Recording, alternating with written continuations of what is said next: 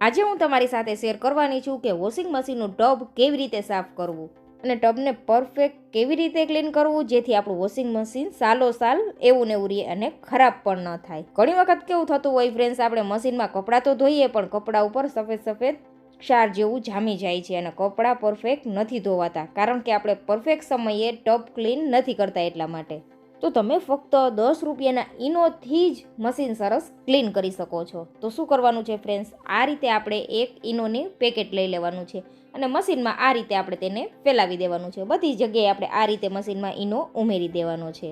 સરસ કિનારા સુધી પણ આપણે ઈનો ઉમેરી દેવાનું છે. ફક્ત એક જ પેકેટ લેવાનું છે. હવે શું લેવાનું છે? Baking soda. જો તમે લાંબા સમયથી મશીન સાફ નથી કરેલું ફ્રેન્ડ્સ, તો થોડું બેકિંગ સોડાનું પ્રમાણ છે તે તમારે વધારે ઉમેરવાનું. તો અહીંયા મેં 1 થી 2 ચમચી જેટલો બેકિંગ સોડા ઉમેરી દીધો છે. આ બધી વસ્તુ છે ને ફ્રેન્ડ્સ આપણને આપણા રસોડામાં જ મળી રહી, એટલે આપણે તેનો ઉપયોગ કરીને સરસ એવું ટબ ક્લીન કરવાનું છે. બજારના મોંઘા કેમિકલનો યુઝ આપણે જરા પણ નથી કરેલો. તો હવે શું કરવાનું છે, તેની અંદર આપણે 1 લીંબુનું ફાડિયું ઉમેરી દેવાનું છે. રસ સહિત જ ઉમેરી દેવાનું છે, રસ નથી કાઢવાનું. પણ તેમાંથી આપણે બી કાઢી લેવાના છે. જો બી રહેવા દેશું ને ફ્રેન્ડ્સ, તો આ રીતે મશીનમાં કાણા હોય છે, તે કાણામાં બી જવાની શક્યતા રહે છે. એટલે આપણે આ રીતે બી કાઢીને જ પછી આપણે તેની અંદર ઉમેરી દઈશું. રસ નથી કાઢવાનો, આ રીતે આપણે આખું જ ઉમેરી દેવાનું છે અને લીંબુ ઉપર આપણે થોડી કોલગેટ ઉમેરી દેવાની છે. આ ટ્રીકથી ફ્રેન્ડ્સ તમે વોશિંગ મશીન સાફ કરી લીધું ને એટલે મશીન તમારું સાલો સાલ નવું રહેશે, ક્યારેય ખરાબ નહીં થાય. જો આ રીતથી તમે ટબ સાફ કરશો તો, અને મશીનની સેલ્ફ લાઈફ પણ વધી જશે. હું આ જ રીતે સાફ કરું છું. આ મશીન મારું 12 વર્ષ જૂનું છે. તો લીંબુ તો ઉમેરી દીધું. હવે તેની અંદર આપણે ઉમેરવાનું છે વિનેગર. જે આપણે ચાઇનીઝ રેસીપીમાં ઉમેરતા હોય ને તે જ વિનેગર લેવાનું છે. વિનેગર અને બેકિંગ સોડામાંથી એક એવું રિએક્શન થશે ને ફ્રેન્ડ્સ, એટલે આપણા ટબની અંદર કોઈ પણ જાતનો ક્ષાર જામેલો હશે તે બધો નીકળી જશે. હવે એક આપણે કપડું ઉમેરી દેવાનું છે, કોઈ પણ ચાલે, નેપકિન, કોટનનું ગમે તે હોય તે એક કપડું ઉમેરી દેવાનું છે. હવે ટબનું ઢાંકણ બંધ કરી દઈશું અને મશીનને આપણે ચાલુ કરી દઈશું. મશીનમાં આ રીતે પ્રોગ્રામ આપેલા જ હોય છે, તેમાં આપણે ટબ ક્લીનવાળો પ્રોગ્રામ છે તે સેટ કરી દેવાનો છે. બધા મશીનમાં અલગ અલગ સમય લાગે છે ટબ ક્લીન થવા માટે, એટલે તમારે આ રીતે ટબ ક્લીનનો પ્રોગ્રામ સેટ કરી દેવાનો. તો અહીંયા આપણને 2 કલાક બતાવીએ છીએ. તો વચ્ચે વચ્ચે હું તમને જણાવીશ કે આપણા ટબ કઈ રીતે ક્લીન થાય છે. તો વિડીયોના એન્ડ સુધી ફ્રેન્ડ્સ બનેલા રહેજો. હેલો ફ્રેન્ડ્સ, જો તમને મારો વિડીયો પસંદ આવે તો મારી ચેનલને લાઈક, શેર અને સબસ્ક્રાઈબ કરજો. તો આપણે સાયકલ લગાડી દીધી છે ફ્રેન્ડ્સ, તમે જોઈ શકો છો મશીન જાતે જ પાણી લેવાનું સ્ટાર્ટ કરી દીધું છે. આ રીતથી ફ્રેન્ડ્સ તમે મશીન સાફ કરી લીધું ને એટલે વર્ષ તમારું મશીન છે તે નવા જેવું જ રહેશે. અને ઘણી વખત આપણે કપડાને ધોઈએ ત્યારે ઉપર સફેદ ક્ષાર જેવું જામી જાય છે, તે પણ નહીં જામે જો તમે આ રીતે ટબ ક્લીન કરશો. અને ટબ ક્લીન છે એટલે મહિનો થાય તમારે કરી જ નાખવાનો. 1 મહિને તમે આ રીતે ટબ ક્લીન કરી નાખશો ને એટલે કપડાં ગમે એવા મેલા હશે ને સરસ એવા સાફ જ થઈ જશે મશીનમાં.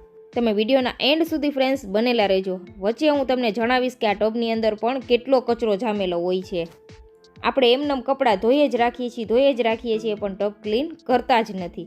ટબ ક્લીન કરવો પણ ખૂબ જ જરૂરી છે. તો તમે જોઈ શકો છો વિડીયોમાં આગળ ફ્રેન્ડ્સ, 10 થી 15 મિનિટ પછી આની અંદર કેટલો બધો ક્ષાર જામેલો હતો તે બધો ઉખડવા લાગેલો છે. તમે જોઈ શકો છો પાણી પહેલાં કેટલું ક્લીન હતું, હવે કેટલું કાળું પાણી થઈ ગયું છે.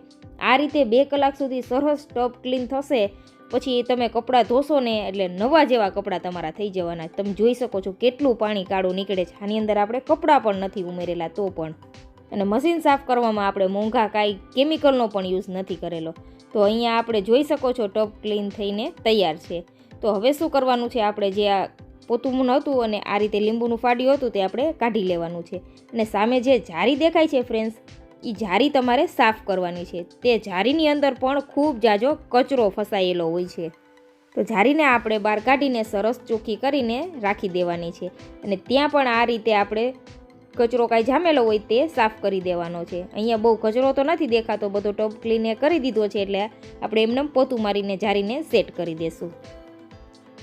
તો દર મહિને 2 કલાક તમારે આ રીતે ટબ ક્લીનને આપવા જ જોઈએ, જેથી તમારા મશીનની સેલ્ફ લાઈફ પણ વધી જાય. તો તમે જોઈ શકો છો આપણું ટબ કેટલું સરસ ક્લીન થઈ ગયું છે. હવે તમે કપડાં ધોશો ને એટલે કપડાં ઉપર ક્યારે પણ વ્હાઈટ ક્ષાર જેવું જામી જાય છે તે પણ નહીં જામી જાય અને ટબ તમારું વર્ષ આવું ચાલશે. એવું જ લાગશે કે તમે આજે જ ખરીદીને લઈ આવ્યા છો. એટલું સરસ એવું ટબ તમારું થઈ જશે. ટબ તો આપણે ક્લીન કરી દીધો. હવે આપણે આ બધી કિનારીઓ છે તે પણ આપણે સરસ ઘસીને સાફ કરી દેવાની છે. ક્યાંય કચરો બચરો ચોટેલો હોય તે આપણે હટાવી દેવાનો. ટબને આપણે 1 મહિને ક્લીન કરવાનું છે અને સામે જે જારી છે તે જારીને આપણે 15-20 દિવસે સાફ કરી દેવાની છે, કારણ કે કપડામાં કોઈ નાના મોટા કચરો હોય તે બધો જારીમાં ફસાઈ જાય છે, તેને